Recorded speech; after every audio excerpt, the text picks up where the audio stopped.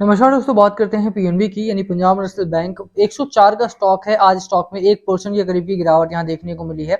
Almost अगर आप देखेंगे तो जो 107 के आसपास का हाई लगाया था स्टॉक ने, वहां से धीरे धीरे करके स्टॉक आपका नीचे की ओर आता हुआ देखने को मिल रहा है। बात करेंगे इसके पीछे की कारण क्या है। और देखो, सबको पता है कि रीजन आपके मार्केट रिलेटेड है।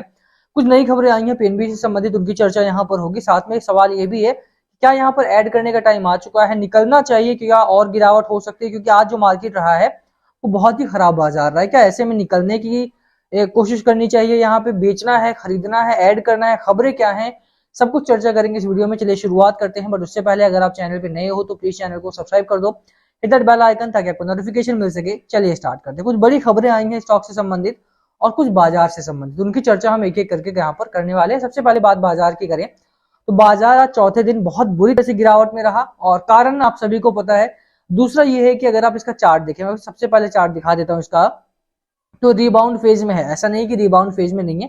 स्टॉक ने यहाँ पर हिट किया था 87 और 90 रुपीज के करीब में स्टॉक ने हिट किया था।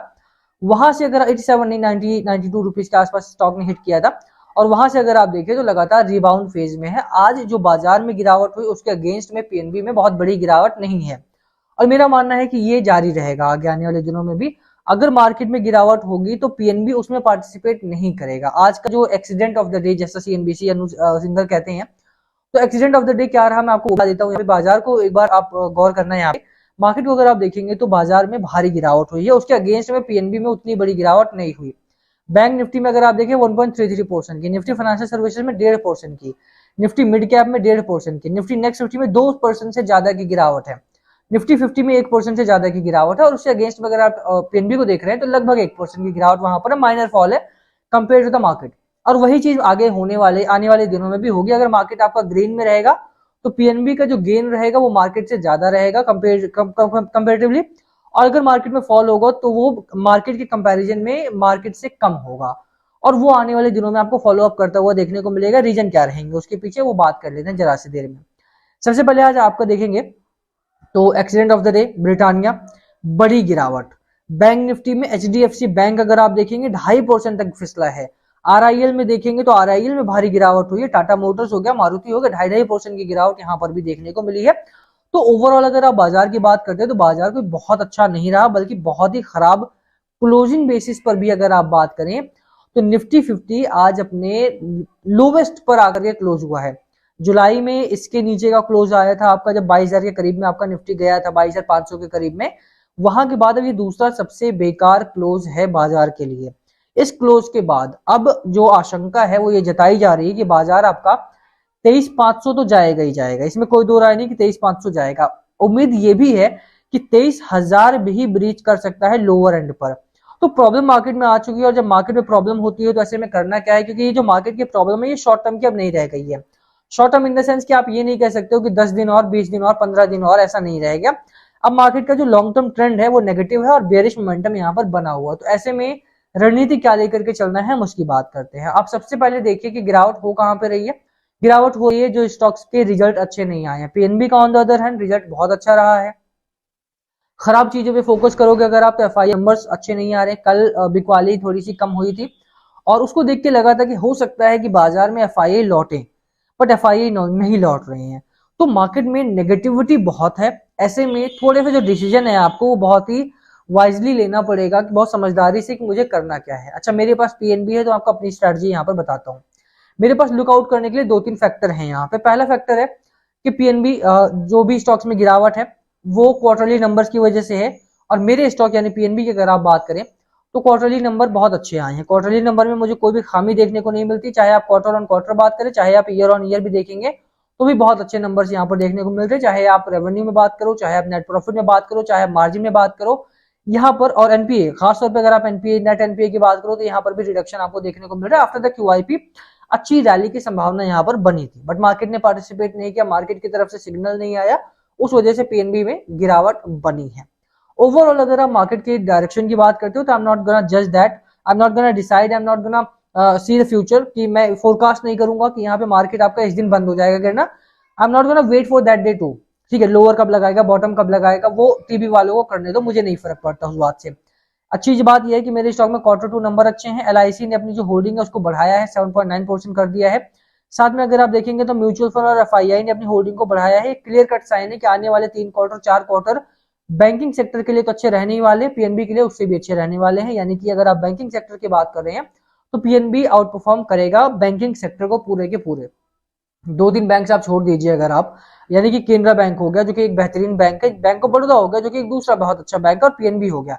इन 3 बैंकों को अगर आप छोड़ देंगे, तीनों के तीनों एक बास्केट बना के अगर रखेंगे ना, तो तीनों के तीनों बैंक जो है पूरे के पूरे बैंकिंग सेक्टर को आउट परफॉर्म करने वाले इस टाइम पे चल रहा हो। कोई फेडरल बैंक हो सकता है चल रहा हो, कोई आईडीएफसी फर्स्ट बैंक या सॉरी आईसीआईसीआई बैंक चल रहा होगा। बट मुझे लगता है कि लॉन्गर टर्म में अगर आप 4 महीने 5 महीने 6 महीने की बात करें तो ये 3 बैंक पूरे के पूरे निफ्टी बैंक को आउट परफॉर्म करेंगे। और ये मुझे लग रहा है, और ये चीज केडियानॉमिक्स से केडिया साहब ने भी आज कमेंट्री में कहा। तो मुझे लगता है कि पीएनबी में और खास तौर पे पीएसयू बैंक्स के पीएनबी में यहाँ पर बहुत अच्छी रैली की संभावना है। तो मुझे लगता है कि यहाँ पर मैं कहूंगा बहुत जल्दी नहीं है मुझे निकलने की, क्योंकि जो मेरे ट्रिगर्स हैं, यानी कि देखिए पहला ट्रिगर था क्वार्टर 2 जो बहुत अच्छा आया, दूसरा था एसेट क्वालिटी जो बहुत अच्छी आई। फेड का रेट कट पहले 50 बेसिस पॉइंट का आया था, आपकी 25 बेसिस पॉइंट का आया है, जो कि मुझे बहुत अच्छा देखने को मिल रहा है। डोनाल्ड ट्रंप मार्केट के लिए काफी बेहतर हैं इस समय पे। अगर आप देखें, देखिए डोनाल्ड ट्रंप के आने से एकदम से आने से कुछ भी नहीं होता है। उनकी पॉलिसीज जब आएंगी, वो किस तरह की पॉलिसीज ले रहे हैं, एंटी चाइना पॉलिसीज अडेप्ट करते हैं अक्सर ही यहाँ पे। और रुपया आज के दिन में काफी लोअर एंड पर आकर के रुका है, वो दूसरा एक्सीडेंट ऑफ द डे रहा। तो वो बड़ी प्रॉब्लम यहाँ पर है कुछ, वो जब तक स्टेबल नहीं होता है तब तक थोड़ा सा प्रॉब्लम मार्केट में रहेगा। बट बैंकिंग सेक्टर की अच्छी बात यह है कि जब बाजार चलेगा तो बैंकिंग सेक्टर लीड करेगा। 25 बेसिस पॉइंट्स के आसपास का रेट कट यूएसएफडी फेड की तरफ से आ चुका है। आरबीआई की तरफ से कमेंट्री दिसंबर में आ सकती है कि कब तक रेट कट यहाँ पर आएगा, वो बहुत ही अच्छा पॉजिटिव होगा यहाँ से। मुझे लगता है कि दिसंबर तक का आपको कम से कम वेट करना पड़ेगा to see any further movement, to see any positive movement in the market and also in the PNB bank sector. PNB में अगर खास तौर पर मैं बात करूँ तो दिसंबर तक के आउटलुक मेरे पास अच्छे देखने को मिल रहे हैं। आई एम होपिंग कि दिसंबर तक यहाँ पे थोड़ा सा साइडवेज का मोमेंटम बन सकता है, एक जोन बना सकता है, हो सकता है वो 95 से लेकर के 110 के बीच में रहे। हालांकि 100 एक साइकोलॉजिकल लेवल रहता है, तो आप ये ले करके चल सकते हो 100 से 110 के बीच में। ये नंबर्स आपको मायने रखने पड़ेंगे, एक स्टॉप लॉस की तरह काम कर सकते हो। शॉर्ट टर्म के लिए मैं यहाँ पे बिल्कुल नहीं बोलूंगा, मार्केट शॉर्ट टर्म का रह नहीं गया है। तो जो भी निवेश मैं करूंगा या कोई भी जो मेरे जानने वाले हैं वो करने, वो लंबे समय की अवधि के लिए देखेंगे तो ज्यादा बेहतर रहेगा। शॉर्ट टर्म के लिए बाजार में अभी कुछ भी नहीं है। Do not look for the short term. Short term investment इस समय बहुत भारी पड़ सकती है, आपको फंसा सकती है। कोई भी मोमेंटम में स्टॉक है, मान लो कोई भी स्टॉक आपको जो मोमेंटम में चल रहा है, जो बहुत अच्छा चल रहा है, आप देखेंगे, मैं आपको एक एग्जांपल देता हूँ, पीपीएल फार्मा यानी कि पिरामल फार्मा। पिरामल फार्मा एक बहुत ही अच्छा बेट है, बहुत अच्छा कंपनी है। ये गया 300 तक, बट वहां से ये दोबारा नीचे आ रहा है, तो 250 पे आ गया। आज के दिन में 6-7% की गिरावट हुई। तो एक चीज आपको देखना पड़ेगा, अगर आप मोमेंटम चेंज करेंगे इस बाजार में तो बहुत ही गड़बड़ हो जाएगा, फंस सकते हैं। इसीलिए मोमेंटम को ना चेंज करके लॉन्ग टर्म की स्ट्रेटजी बनाओ। स्टॉक्स अच्छे रेट में मिल रहे हैं, डिस्काउंट प्राइस में मिल रहे हैं। और जहां तक बात पीएनबी की रही, बहुत सारे सवाल थे कि क्या करना है, मेरा मानना है कि यहाँ पर होल्ड किया जा सकता है। बाकी बेहतर कॉल तो आपके फाइनेंशियल एडवाइजर ही देंगे। आई वुड से कि होल्ड दिस कंपनी, ऐड करना है ऐड कर सकते हैं, लोअर एंड पर मिल रहा है आपको, अच्छी कंपनी है। सेल करने के लिए मैं खुद नहीं करूंगा तो मैं किसी को भी नहीं बोलूंगा।